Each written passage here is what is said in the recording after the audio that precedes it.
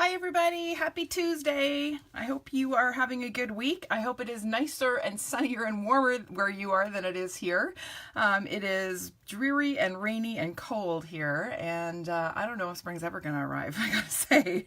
But I'm keeping warm in the studio, and we are going to be making some springy cards featuring the Dandelion Wishes stamp set. Now, I don't know what says spring more than dandelions, right? Someday, when the weather gets warm and the sun comes out, we're going to see these yellow little flowers popping up all over our yard. So I think this is a perfect spring stamp set. And we're going to be making these three cards today. So I'm going to show you a couple techniques and an easy background technique. And we're going to get right to it, okay? Oh, actually, before I do, let me just mention this stamp set, Dandelion Wishes, is in the annual catalog, okay? It is currently being sold as a clear mount stamp set, all right? Now, when the new annual catalog comes out in June, this will convert to a cling mount stamp set, okay? Now, the retiring list came out yesterday, and this set was listed as retiring. The set is not retiring, okay? Let me just say, the clear mount and the wood mount are retiring, but this imagery is coming back in a cling mount set, okay? So don't panic. It's not going away. If you don't have this yet, you still got lots of time to get it, okay? All right, now that I've said my little, made my public service announcement, let's get to it. We are going to start with this card. This is a really quick and simple card that uses a simple background technique that I'm just going to show you really quickly. So to start, I have a piece of Shimmery White cardstock. Okay, I'm not sure if you were familiar with our Shimmery White, but it is nice. It's just got the subtlest, I don't know if you can see that. I don't know if it shows up very well on the camera, but it's got some lovely shimmer to it. And it is nice to use with the Stampin' blends because it's got a little bit of a coating on it, and it makes the blends just a little bit easier to work with because it takes just a little bit longer for them to set up, okay? So I am working with two sets of blends. I've got the Mint Macaron, light and dark, and the Pool Party, okay? And I'm going to use that just to create this really quick background wash, okay? So I'm using, the size of my cardstock is 5 by 3 3/4, okay? Should mention that. All right, so I'm going to start with my light Mint Macaron. I'm using my brush tip, and I'm just going to basically scribble a little bit on sort of in the center of my cardstock. Doesn't look like much right now, does it? Okay, now I'm going to come in with my dark. And I'm just going to add a little bit of dark. Again, doesn't look like much. But now I'm going to come back in with my light, and I'm going to blend the dark out. And you're going to see that that dark is just going to kind of meld into the light. Sorry if my table's shaking a little bit here. Okay, so you just see how the dark is kind of blending into the light. Okay, now I'm going to do the same thing with some Pool Party. So I'm going to start with the light, and I'm going to overlap the Mint Macaron. Okay, I don't want to kind of have a stripe in the middle. Ooh, this one's getting dry. It's going to be time for some new Pool Party markers soon. Look at that. This was not this dry the other night when I did this. Okay, and then I'm going to come in with my dark. And again, I'm going to start in the middle. Just add a little scribble. And this time I think I'm going to try using my bullet tip and see if it's got a little bit more juice in it. Yes, it does. It's going to blend a little bit easier. It'll take me a little bit longer, but it's going to give me, oh, no, it doesn't have much more juice. Huh? Well, we're going to hope that there's enough left in this that I can show you this technique. So now I'm just going to kind of fill in. Yeah, I'm not getting a great blend here because this guy's almost dry. Guess what I'm ordering tonight? A new set of Stampin' blends. Pool Party Stampin' blends. Okay, you get the idea. I think that's the best I'm going to do with this very dry Pool Party. Okay, that's all there is to it. Really simple.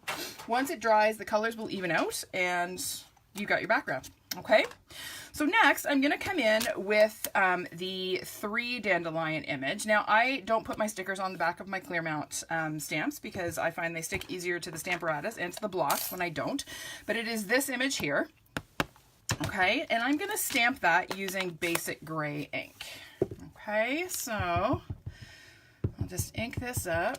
Is there anybody out there? I see 3 people watching, but nobody has said anything. Is anybody out there? Let me know you're here. So I'm going to go ahead and stamp that right over that funky background wash that I created. Okay, just like that.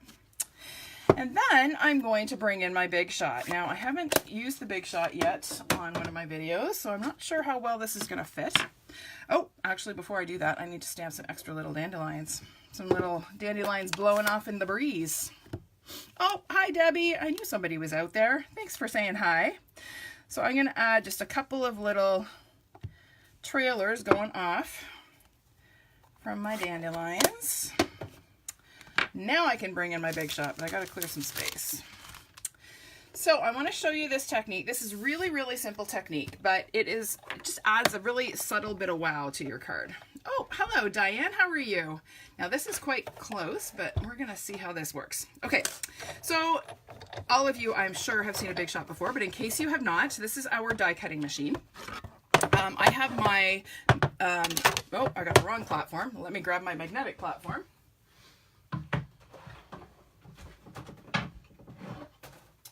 There we go. My magnetic platform in here, which is going to keep my die from shifting around, okay, when I die cut. And then I have 2 cutting plates. Now, I'm just going to say a word about cutting plates. People see my plates and they go, how are your plates so flat? Because a lot of the plates will warp really easily, okay? I don't know if you can see, but this is quite flat. The trick to that is, first of all, you want to have this, keep one plate as your cutting plate, okay? The one that is on the bottom is the one that you're going to cut into. You want to have a second plate that you're going to use on top, okay? So this one doesn't have any cut marks. It's got scars from being on top of dies, but it doesn't have any cut marks in it, okay? So now, one little tip. So when I am using my my cutting plate, my bottom one, every time I go to use it, I want to see if there's any give. So I don't know if you can see that, but this one has a little bit of give. So that tells me it's time to flip this over. Okay, now there's no give. So now I'm going to cut on this side. And by constantly flipping your bottom plate, you're going to preserve the life of your plate and it's going to stay flatter longer.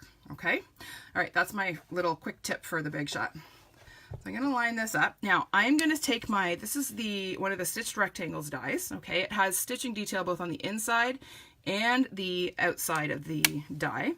And I'm going to center that sort of over my image. I'm not worrying about trying to get the whole thing, but I kind of want to center it side to side. That looks good. Now the trick with putting these dies through is you want to put them through at a bit of an angle. Okay, if you try to put them in straight on, the roller really bumps over top of them and it's a little bit harder to roll through. By putting it through at a bit of an angle, I'm going to roll it through and you won't get the same level of bump. Okay. Oh, Amanda, thanks so much. Thanks for liking and watching my videos. I appreciate that. Makes me happy to know that people enjoy them. All right, let's get this big boy out of the way here. And we'll see what we've done. So I've just run that through, okay? And so there is my die cut rectangle and I still have my negative. So what we're going to do when we assemble the card is actually pop that little rectangle up and it's going to give just a subtle, I don't know if you can see that on the sample, a subtle little bit of definition there, okay? All right, so we'll get the die out of the way and we can go ahead and add our twine. Get rid of all my bits here. Okay, so I have just a little bit of Pool Party. Is it Pool Party? Yes, Pool Party and Silver Baker's twine. Now this sadly is retiring. I love this stuff. So if you haven't got it yet, you're going to want to order this while supplies are available because this stuff, once it goes, it's gone forever.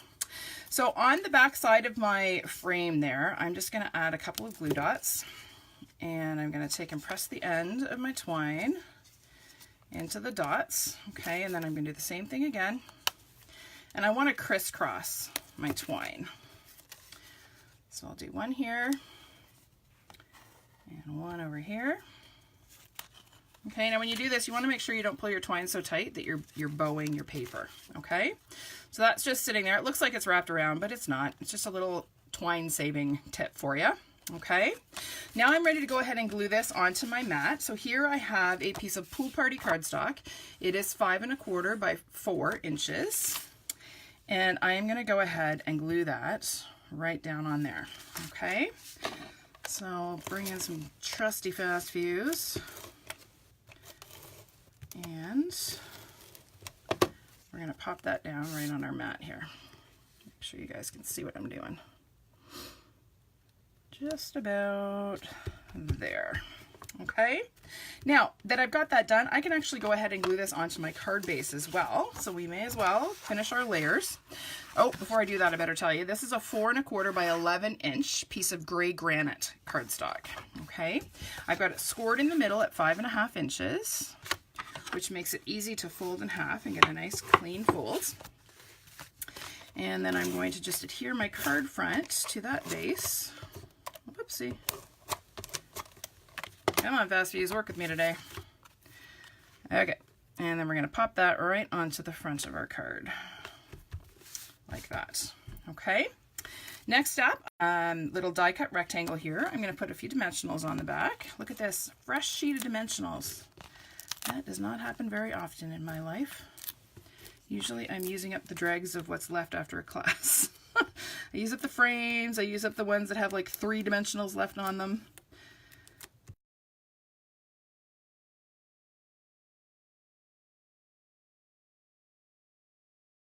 This because the camera's in the way.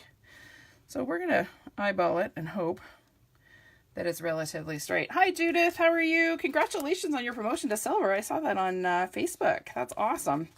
Okay, so there is my panel. Okay, it's just got a little bit of a pop. Next, I am going to stamp my sentiment. So for this one, I used a sentiment from the Dandelion Wishes set. It says, I made a wish and you came true. And here I have a 3/4 inch by, I don't know, this is probably 4 or 4 1/4 inches of the gloss, or the Shimmery White cardstock. Okay, now I use the same because you can't use Whisper White because it looks really white against this. This is kind of a creamy white to this shimmer paper. So you don't want to use just plain Whisper White because it's really you're gonna have a big contrast there. Okay, now the trick is when you are not using your labels on your clear mount stamps to make sure that you're stamping right side up. Mind you, on this one it probably doesn't matter too much. Okay, so I'm going to attempt off to the side to stamp this relatively straight and relatively centered onto my little strip there. And then I'm going to use my trusty tailored label punch to punch my banner ends. Okay, so I am going to just back this off a little bit. So I put it in so I could see the sentiment. I'm going to back it off. Okay, and now on this side, if you look on the sample, I need a little bit more space because I'm going to add some more twine there. So I need to leave a little bit more room. So I'm just going to nip off the end of this. I'm not going to worry about getting too close to the sentiment. Okay. All right, now we're going to add a little bit more twine. Again, don't worry, you don't have to wrap a bow around here or wrap the twine around and tie it. We're going to do the same kind of trick that we did just on a smaller scale. So I'm going to take the end of my twine, press it into one of my glue dots. I'm going to wrap them around and crisscross and then stick it again.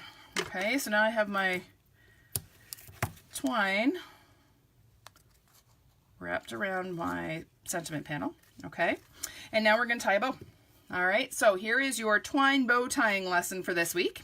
Okay, so this is a little bit different than my ribbon bow. Okay, I showed this a couple of weeks ago and I had a number of people comment that they'd never seen this before, but when I tie bows with twine, I don't like to do the bunny ears thing because I end up with a really bulky knot. Okay, so instead I simply make a loop with I'm right-handed, so I do this with my right hand. Okay, I make a loop and then I have the tail. I'm going to wrap that around the loop and bring it through. Okay, and there's a bow without a knot. Okay, it's got a nice small knot that doesn't make the bow look bulky. Okay, did you catch that? It's pretty simple. All right, so now I'm going to trim it off my roll, which is almost done. I'm going to have to order more of this before it goes away forever. And I'm going to just add a glue dot to adhere it to my banner. So when I do this, I like to fold my glue dot in half just so that it doesn't peek out from behind the knot there. And I'm just going to stick that down onto my sentiment. Okay, now this is going to go onto my card with a couple of dimensionals, but I'm going to use minis. And the reason for that is I don't want my dimensionals to bump over this twine. I kind of want the dimensionals to go on either side of the twine so that it lies flat. So I'm just going to use some minis here, like that. And we'll pop the backings off these. Maybe I'll find the mini backings a little bit tricky to navigate and find they get everywhere. One of the cats had one on her nose the other night. Okay, so I'm going to put this on right about here. I can't tell if that's straight, but we're going to go with it. And then I'm going to trim my tails just a little bit. There we go. Done and done. Quick and easy. Super simple background, okay, using the Stampin' blends, but a really easy, quick way to create a little bit of a wow on a simple card, okay? Now I'll just show you quickly what I did on the inside of this one. I just added another one of the images from the Dandelion Wishes set, just stamped in basic gray, and I omitted a sentiment because I just felt like this could be just about any kind. It could be a thank you, it could be an I love you card. There's all kinds of possibilities for this one, okay? All right, so let's get this one out of the way. And we will move on to number 2. Where's my basket? Clean up my mess here. There we go. Okay, moving on. Number 2 is this one. So this one is pretty straightforward. I didn't do anything really fancy here, but I used a background stamp set that I have not used very much, sadly. It is this one. Okay, it's called Bokeh Dots or Bokeh Dots, depending on how you pronounce this word. But I used this background stamp to create the background that I stamped my dandelion on. So I'm going to show you how I did that.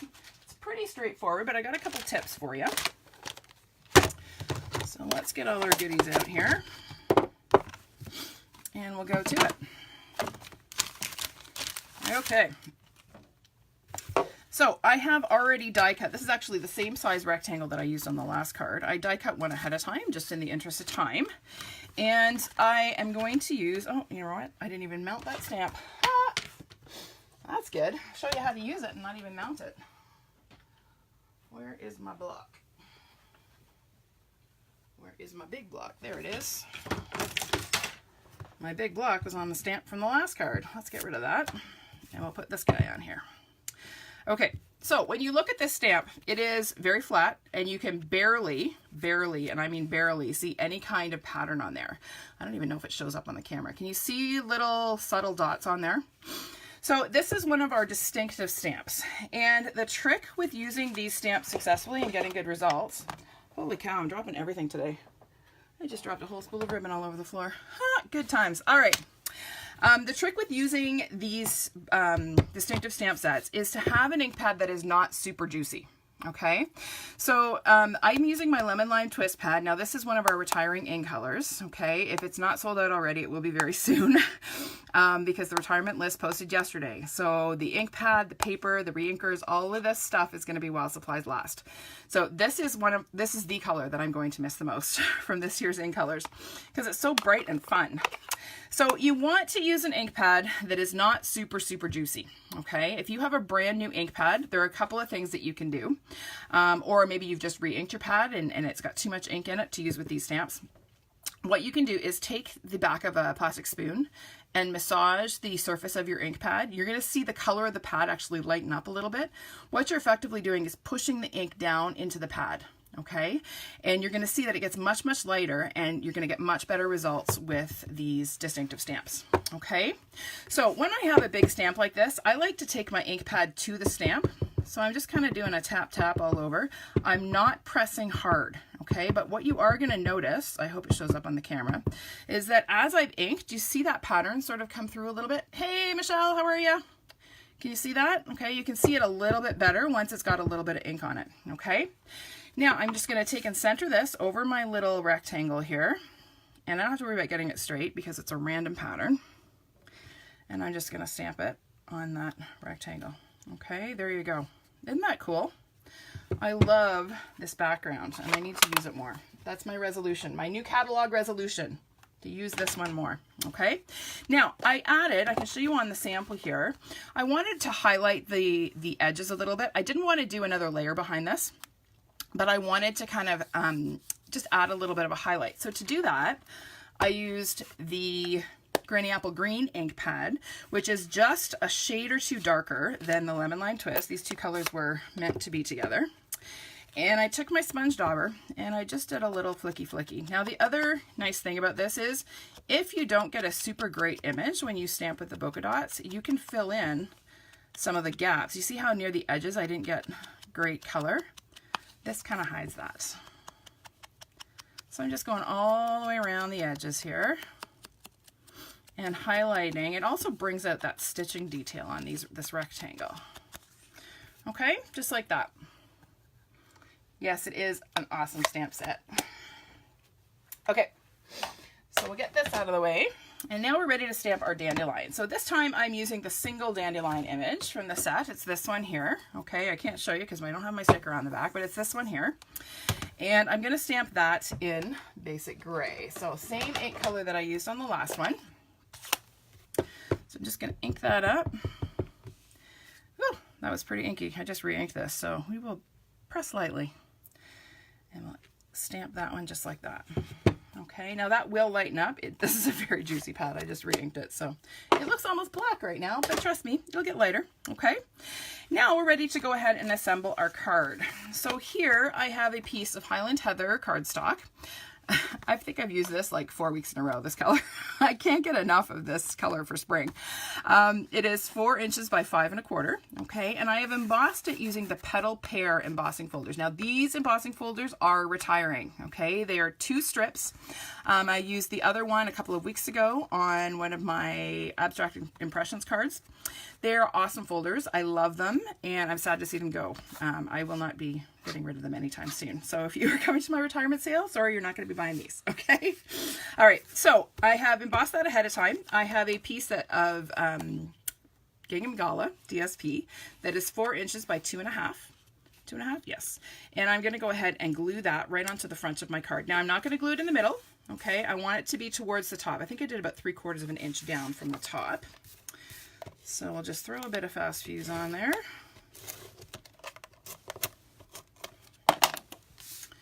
And again, your grid paper is your friend when you're trying to get an idea of where you want things and you want them to be straight. Now this is a little bit challenging because the embossing on this cardstock really makes it kind of buckle a little bit. So having that grid is really helpful. Hi Sue, how are you? Hope you're having a good week. Okay, so there's my DSP. Now I have some ribbon that I have to find the end to because I dropped the whole roll on the floor. This is some of that awesome Lemon Lime Twist ombre ribbon that is also retiring because the color is retiring. So you're going to want to pick some of that up if you haven't got it yet.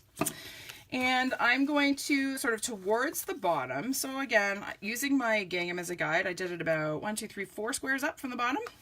So I'm wrapping one end around the back. So I put a glue dot on to secure it. And I'm going to do the same thing on the other end. Just like that. Okay. And now that I've got that on there, I'm ready to go ahead and glue this onto my card base. So my card base is Whisper White. It's the same size as the last card. So it's 4 1/4 by 11. And I've scored it in the middle at 5 1/2. Now this is thick Whisper White cardstock. Did you know that we sell 2 different kinds of white cardstock? Okay. The thick stuff is awesome for card bases. It's really heavyweight. And then we have our regular Whisper White, which is perfect for layering. Okay, so 2 different whites for 2 different purposes. And we're going to go ahead and glue that onto our card base. And here I go with my upside down assembly again. So right about there. Okay. And then I have my stamped panel. Now this is going to get popped. So I'm going to add a couple of dimensionals to the back of this. And one in the middle for good measure. I always like to put one in the middle so it doesn't get squished in the envelope. And we're going to pop that on here. And again, we're going to use our gingham as a guide to get it centered and straight-ish. Let's try that, see how that looks. Okay. And now it's time for a bow tying lesson. This is a ribbon bow. You're getting a 2 for 1 this week. You're getting both twine and ribbon bows. All right, so here's some more of that ribbon. I'm going to hold it between my index and middle fingers, okay? I just kind of got it laying between my fingers. Then I'm going to take my thumb and index finger and pinch and make 2 little loops, okay? So there's loop number 1, there's loop number 2. Now again, I'm right-handed, so this is the way I do it. If you're a lefty, you may want to switch it up, okay? So I'm going to take my left loop, I'm going to cross it over my right, okay? Left loop over the right. Then I'm going to take that left loop and put it through that little hole there and pull it tight. Okay, now it's not pretty yet. We have to tease it a little bit. Adjust the size of our loops and pull the knot until we get a nice tidy bow. Okay, and then we're going to trim our tails.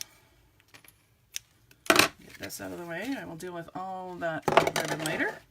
And I'm going to just pop that onto the front of my card using a glue dot.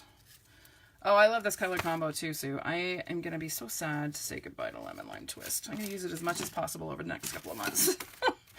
Okay, to do our sentiment, I have another 3/4 inch strip of Whisper White this time. And this sentiment is actually from a stamp set called, where is it? Here it is. Life is Grand. This is in the Occasions catalog. I actually did another card using this sentiment with the dandelions. Like, how perfect is that, right? How many of us made wishes on dandelions when we were kids, right? But I actually used this sentiment for this card. So I am going to stamp that in some smoky slate. Now, I know I used gray or basic gray on my dandelion image, but I wanted something a little bit softer for the sentiment. So I'm just going to go ahead and stamp that on my strip. Not terribly centered, but not bad for looking off to the edge. And then I'm going to do my same trick with my tailored tag punch. This time I'm going to punch them both pretty close. So again, I'm going in as far as my sentiment and then backing it out so that I can kind of get an idea where I am. And then same thing on this side. There's my sentiment, so back it up a bit and punch. Okay, and there's your finished banner. Perfect banner ends every time. All right, now this is going to go on again with a couple of dimensionals. So 1, 2, 3 across. Get rid of our backings. And then we'll pop this right onto the front. And this one I did centered.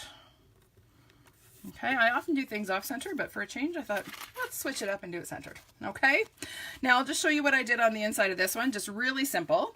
I used that sort of blowing dandelion seed image and just stamped a couple across the bottom. And I like leaving cards like this if I need to send, I don't know, an encouragement card or a thinking of you card or maybe a get well card. It's easy to add a quick sentiment inside there, okay? Now there is one little finishing touch. I don't know if you can see. Can you see the shimmer and shine on here? Now you didn't think I was going to get through a video without using Link of Stella, did you? I'm going to show you a quick little tip for adding just a spatter of shimmer to your card. So here I have my wink. Okay, I'm hoping this is a juicy one. You need one that's not going dry. And all I'm doing is I'm taking the brush and I'm kind of flicking it against the lid. And I'm getting nice little spatters. And that gives me a nice little spatter of shimmer across that panel. And once it dries, you're going to have a nice little hint of shimmer. I'm not sure that shows up on the camera, but it's a pretty cool effect. All right.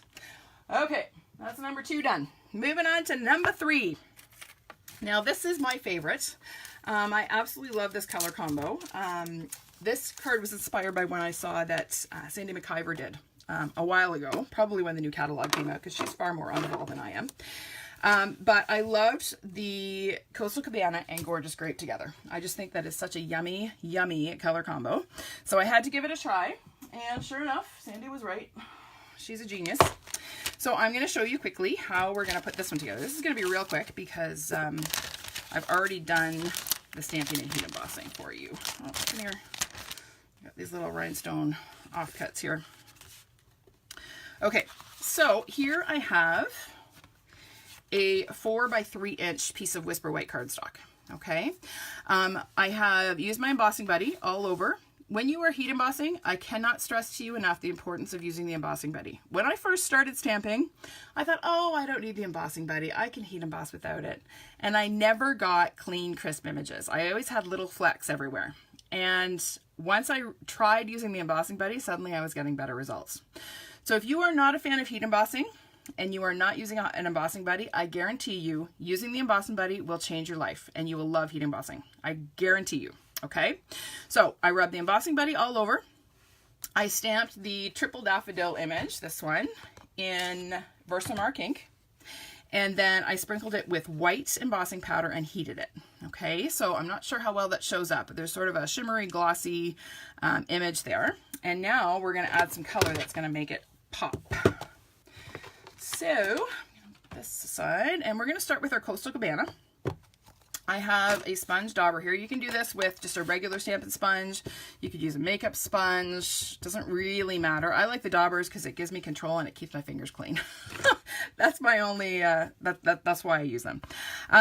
So I am going to ink up my dauber and I'm going to start over the dandelion image, and I'm working in a circular motion. Always, always, always, when you are trying to sponge on ink, you want to move in a circular motion. You don't want to dab up and down.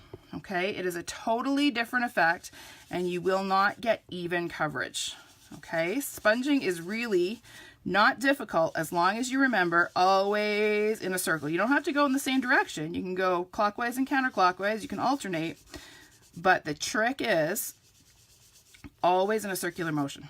Okay, so I kind of just did a swath of Coastal Cabana right across there. And now I'm going to come in with the gorgeous grape and my gorgeous grape dauber. And I'm going to start over my dandelion and I'm going to work my way out. Okay, the trick with this now is to make sure that you are overlapping the Coastal Cabana. Okay, I don't want to kind of have a line where the two sort of start and stop. We kind of want them to blend into each other. Okay. And then I'm going to turn this around and do the same thing over here. Now, I don't have a dandelion image here to start. So this time I'm actually going to start off the edge and come on. Now, does anybody know why that is? Do you want me to show you why? Okay. Here, let's pretend this is my cardstock, okay? I'm going to start here and I'm going to do this. What happened? I got a big ugly dot right there, okay? I don't want to have that big dark spot on my sponged area. So by starting off the edge and coming on, you're kind of taking off the bulk of that ink, taking the edge off, as they say, and you're going to get nicer blending and better color. Okay, so I'm just kind of coming across here. I'm not worrying about getting it super even. I didn't really want it to be super even. I kind of like the fact that it's kind of wishy-washy in places, for lack of a better word. Okay, so it's dark and light, and it's got just sort of some depth and some color there. Okay, and that's all there is to it. How easy is that? Now, one tip that I forgot to mention, once you have sponged, you're going to see, I don't know if you can see that. Do you see how there's a little bit of purple on that white cardstock? Now, I forgot to bring a tissue. So I'm just going to take my finger, so much for keeping my fingers clean, and I'm going to wipe off that extra ink, okay? And suddenly the white just pops. Do you see that? So that's an important step when you are doing this embossed resist technique, is to take off the excess ink after you're done inking. Okay. All right. Now the rest is just a matter of assembly. Super simple. Here I have a Whisper White panel that is 4 inches by 3 1/4, 3 1/2, 3 1/4, 3 1/4. And I'm just going to use that as a mat. So I cut it so that it would mat top and bottom. Okay. And we're going to add a little bit of adhesive on there. And I'm going to layer these. And again, I'm going to use my grid as a guide to help me get this straight. Something like that. Sometimes I will use Tombow on this so I have wiggle time. Yeah, that's not as straight as it could be, but that's what you get when you're looking off to the side. Okay, now I'm going to add a little bit of twine. So again, I'm going to do the same thing I did on the last card. I'm going to put some glue dots on the back. I'm going to start my twine here, and this time I'm just going to wrap. This is a smaller panel, so I'm not too worried about the twine ending up on the back side, but that holds it in place, okay? And you don't have to worry about trying to tie a knot on a flat piece of cardstock, okay? So there's my twine. Now, before I do my bow, I need to stamp my sentiment. I almost forgot about the sentiment. That would be bad. Where did I put it? There it is. So this sentiment, look, it has a sticker. It must be a cling mount stamp. This is from the Humming Along stamp set. They're behind me. I have to stretch. Okay, so this is one that's in the occasions, and this is another one that is retiring. Okay, it's an awesome set. If you like to color, this is a great set. Okay, so Humming Along, it's this, thank you. I'm going to ink it up in some Memento Black, and I'm going to go ahead and stamp that sort of in the upper left corner, attempting to get it straight. This whole card's kind of a little listing to the right a little bit. That's okay. All right, so there we go. Okay, now I'm ready to glue this onto my panel. So here I have a piece of gorgeous grape cardstock that is 4 by 5 1/4, and I've run it through the Big Shot using the Softly Falling embossing folder. Now, can we just have a moment of silence for the loss of the Softly Falling embossing folder? This one is going away. It makes me so sad. This is my go-to folder. I love this embossing folder. In fact, I have 3 of them. That's how much I love it. This is an awesome folder. It goes with everything. It adds just the subtlest bit of texture. You can add a lot or just a little. If you don't have this folder, pick it up before the end of June or before the beginning of June, okay? So that you don't have to mourn never getting it, okay? All right, so we're gonna go ahead and glue this panel onto our embossed panel. Come on, Fast Fuse. Be my friend. And this one again, I think I put about 1/2 inch up or down from the top. And I'm going to use my grid again as a guide. Now you can see how off I was here. So if I had the time, I would actually trim that little white edge, but you know what I'm gonna do? I'm gonna take my gorgeous grape ink and I'm just gonna ink that and make that white strip disappear. Look at that. There's a quick fix for you, okay? When you mislayer or you misalign your layers, you can fix it with a little bit of ink, okay? All right, now we have our card base. This one is 5 1/2 by 8 1/2. I've scored it in the middle at 4 1/4. We're gonna fold that in half along the score line. And I'm gonna add a little bit of adhesive to the back of my panel. Oh. That's the second week in a row my Fast Fuse has run out while I've been on doing my video. You think I would learn to make sure it's full before I start, right? Good thing we're almost done our card. Okay, so I'm gonna just layer that onto my panel like that. Okay, now we're gonna tie our bow. So this one is a double bow. All right, so here is my tip for tying a double bow. It is no different than tying a single. You just use 2 layers of twine. So I have my twine. I'm gonna double up the layer. I have it's probably about 8 to 10 inches to work with, okay?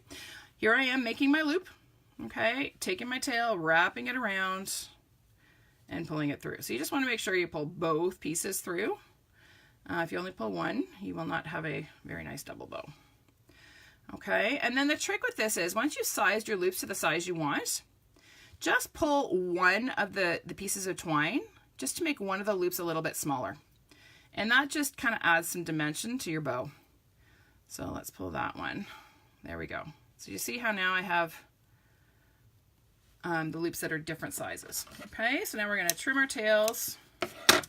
And this is going to go on again with a glue dot. I'm going to fold it in half so that I don't see it behind my knot. Just press that in there.